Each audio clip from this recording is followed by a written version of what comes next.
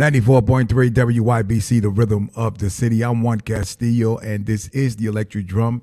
And today I have with me in the studio Maritza Bond. She's the Director of Public Health for the City of New Haven. Been trying to get on the air for a minute here. How you doing today? I'm well, thank you. It's such a pleasure to see you. Absolutely. And, we're very proud of you and all the work that you've done for our community. Thank you. And it's extremely important for us to have diversity, at City Hall, and you've done a great job. We really do appreciate you. So let's get started. Let's talk about your life. So where Yeah. did you grow up? I was born in Brooklyn, New York, and I moved to New Haven at the age of 8. And so I grew up in Fairhaven neighborhood and sort of started at Clinton Avenue School and went up the different New Haven school systems. So tell me about that. Tell me about your experience with the school systems, and talk about any of your mentors. Yeah, I had different mentors and teachers that I looked up to and administrators throughout my life. They served as inspiration to even be where I am today. To be honest with you, I remember when I first started Clinton Avenue School, and being new and starting second grade and not really knowing anyone. I was welcomed by teachers like Miss Bias and Miss Mm. Rodriguez and others like and then when really in high school is really where I felt a significant impact also with many of the administrators making sure that I followed the path of college because I never attended college, and I am in college and achieved my degrees because of the mentors that I had at Wilbercross High School. Tell me about your family. Tell me about your heritage. Tell me about that history.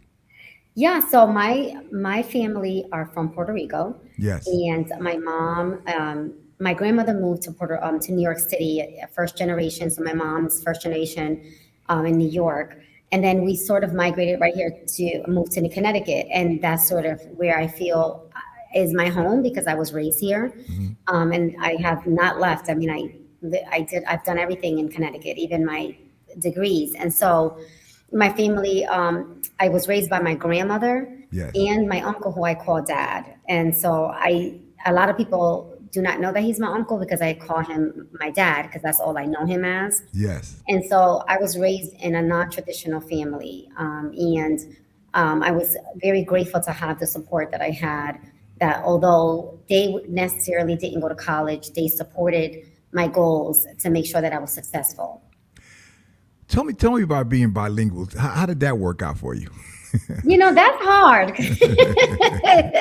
Speaking two languages is really difficult. Yes. I grew up speaking Spanish at home Hmm. and speaking English in school and learning two languages. Sometimes your mind is thinking in two languages. And so Yes. my native language is Spanish. And so having to sort of, pivot from one to the other, especially if I'm tired, I have to like pause for a second and I'll say to people, I don't know if I'm speaking English or Spanish at this point. But I, I, what's sad? My kids do not speak it too well. yeah, I went through the same process. My parents stopped speaking, Spanish at home just to force me to learn English, Yeah, and so I think in English now. So it's kind of difficult. But let's right. move on. Let's move on. So when it was time for you to graduate from Wilbur Cross, tell me about what your plans and what direction did you decide to go in.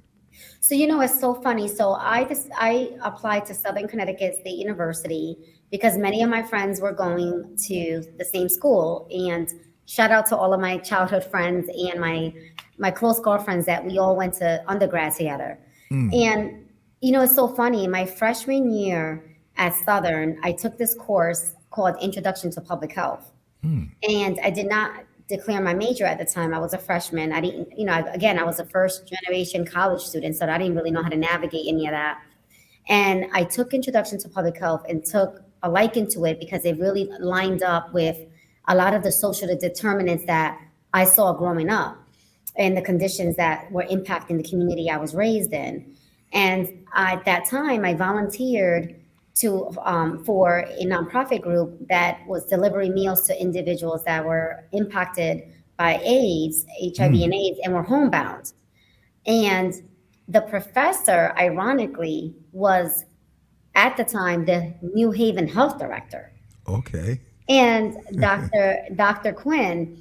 And so it is amazing that, I declared a major because of Dr. Quinn and his wife Peaches, who had this program. And then here it is full circle, because now I'm back in New Haven serving my city and being the health director of where the professor at that time served as my inspiration. That's fantastic. That's so great. Isn't that crazy? So tell me about for the young people out there, right? What Mm-hmm. does a director of public health do? What is your job? What do you do? Yeah, so my job is so broad. I'm Yes. responsible. I try to make it as simple as possible. So I'm responsible to promoting health, Mm-hmm. preventing people from getting sick, and Yes. protecting people from getting sick. And so we do it in a number of ways. We, number one, make sure that your food is safe. So we license every single restaurant in the city of New Haven. Oh, okay. So I license every establishment in New Haven. We make sure daycares are safe, and we inspect them for lead. We inspect homes for lead poisoning to make sure that children are not going to have poor housing conditions, and protect them from getting lead poisoning. Mm. We promote, right now we're helping with the opioid crisis, so overdose prevention, and trying to educate around the importance of preventing substance abuse and preventing that any overdoses. And also, my major role has been the COVID-19 response, Yes. and making sure that people were safe, informed, and had access to testing and access to both vaccinations as well. And so we've done that for the majority of the last 2 years. But we also have a number of other programs. We have an STD clinic where we offer programs. We provide services for people with tuberculosis. I oversee all the nurses in the city of New Haven. Oh, wow. So we make sure that children are getting their physicals, and we verify vaccine records. We do car seat safety. So you name it, we do a little bit of everything. So when do you sleep? I do not. Oh my goodness. Yeah, so Okay, I have a so good team. yeah, there you go. There you go. Uh, Obviously, because of your background and because of your history in life, you're very passionate about what you do, right? Extremely important for us to, you know, be working somewhere where we can really be creative around our passion and what we're all about. So talk to me about how your life has impacted the way you do your work. I think for me, my background and where I come from has served as that platform. Mm. So, despite the fact that I was living in Fairhaven at a time in the 90s where crime was at its worst, and I almost feel like we're reliving that because Yeah. of where we are dealing with right now and being faced with the violence, and also seeing neighborhoods being deteriorated because of violence, because of drugs, and because of lack of resources, and equitable resources for Black and Brown communities that I represent, right? And for me, that sort of served as a platform to be passionate of the work that I do. I love public health. I've been doing it for 20 years, believe it or not. So this is Right. not a highlight. This is like real here. People tell me that is so pretty. I'm like, this is so real. But thank you. Yeah, yeah, yeah. And and it's when you know that you can make a difference at the top level with the community in mind. So is rewarding for certain. And I think I recognize that I represent people that do not have a voice, and that that cannot be at the table. And so I try to be as inclusive as possible, and try to ensure that as an effective leader, that for me is not always having to lead, but sometimes having to just serve as a convener, and being able to bring together communities so that we can be better and be as healthy as possible, because ultimately that's what lies our wealth is through our health. Do you feel that because you're a minority and because you're Hispanic, and Puerto Rican descent and all of Mhm. that, do you feel that you have a greater burden in what you're doing? I mean, Talk to me about that. So, I don't feel like it's a burden. Okay. What I feel for me is a recognition of, where I come from, and recognizing that I serve an entire population, Yeah. and making sure that when I'm serving, that I know who I am as a person and an individual, but also recognizing that I need to serve the entire city, which is comprised of many different walks of Yes. life and race and ethnic backgrounds. And so being inclusive and being equitable is really critical for me. So I don't see it necessarily as a burden, but what I Okay. see it as an Oh, opportunity for us to operate in excellence. If we don't operate in excellence when we are here, we shouldn't be operating at all. right, right. So, 20 years. What's the future for I Maritza Bond? know. What is the future? Don't tell me you're going to retire and not work, because see, that's what I decided to do 30 years ago, and look what I'm doing. I So, know that's great. You're having fun on the radio, getting yeah, to no talk to question. people. I love that. Maybe that could be my next career. No. There you go.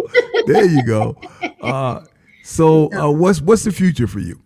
So, I know there's some rumblings going around. I formed an exploratory committee to definitely consider statewide office. Oh, okay. Being in public service, and in particular serving during the pandemic, I saw the height of it. At the height of this pandemic, I saw a lot of our systems broken. And, in particular, the fact that the Secretary of State is now retiring, and I commend her for the work that she's done.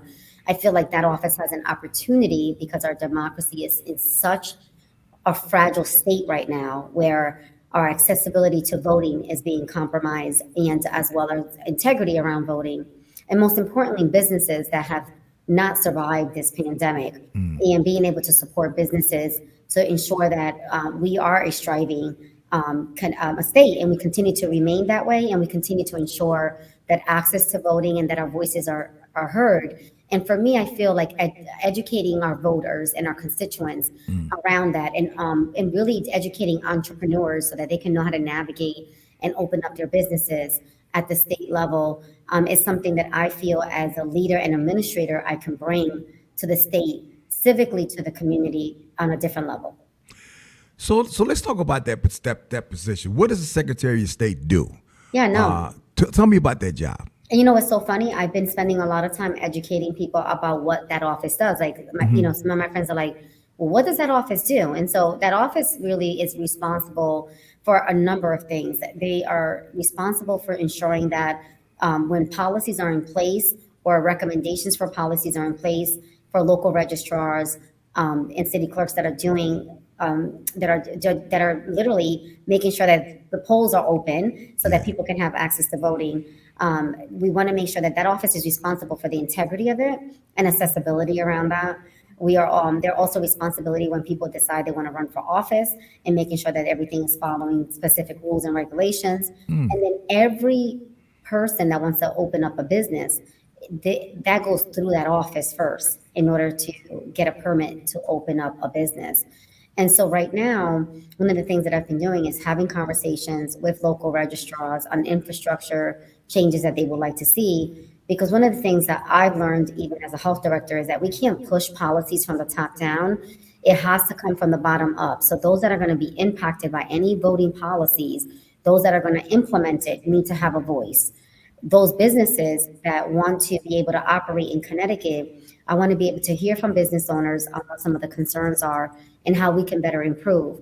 Now, mind you, the governor recently announced that they updated and streamlined some of their business application processes, and I want to take that a step further.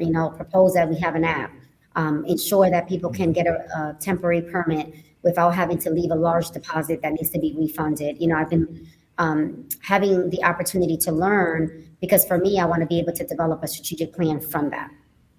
Yeah, and I think that we're in an age right now where all of us of all races are very big into being entrepreneurs, right? Yeah. And so people are starting to do some things that basically back in the day was the 9 to 5. Your parents always told you got to get that 9 to 5. You got to work for the post office or the state, or to make sure you got that pension and all of that. But a lot of our young people are starting to look at becoming their own bosses, their own Yeah. owners, And so, what do you think about that? And how do you propose to be able to help that process? I think it's commendable when our younger generations feel like they want to be their own bosses and operate a business.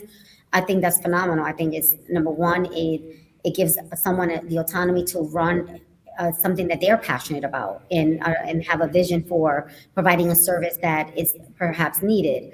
And then it continues. It makes the economy thrive in our local cities and in the state. And so, but it's essential that they understand the tools and resources on how to do it effectively and efficiently. So we want to make sure that we're not creating a cumbersome process. And in my current role as the health director, and mind you, that is still my priority, Yes. especially that we're in a surge and dealing with a new variant of concern, Omicron. I'm exploring this, for the future, so that I can be able to really create trust within our government, because I have demonstrated that government can work. And I have the experience of running a large budget of over $20 million here in New Haven, and in my prior role, running the largest health department. So I want to be able to bring that again, because one thing that's for certain is, number one, people have a mistrust around government because of what happened in the midst of the pandemic at the federal level, when we had our prior president in office. And then we also saw that we lost a lot of businesses. And so we need to encourage the future entrepreneurs to be creative and to have the courage to open businesses. Right. Well, I want to thank you for coming on board, and I finally got a chance to be able to No. interview you. Again, our community is proud of your work, I'm so grateful. we definitely wish you the best in the future. Thank And you. and please come back. Any efforts that you have down at the city. I know that we partner along, with you with the lead issue, right? Yes, And that's absolutely. extremely important to me. I've personally witnessed, how devastating that could be to a family. Absolutely. And so kids get involved, they eat the stuff, and it's just terrible. It is. It is. And I want to thank you for the opportunity to be on. And I want to ask any of the viewers, follow me on maritzabond.com. Please join my journey. Let's make Connecticut better. Absolutely. Juan Castillo with you. This is the Electric Drum.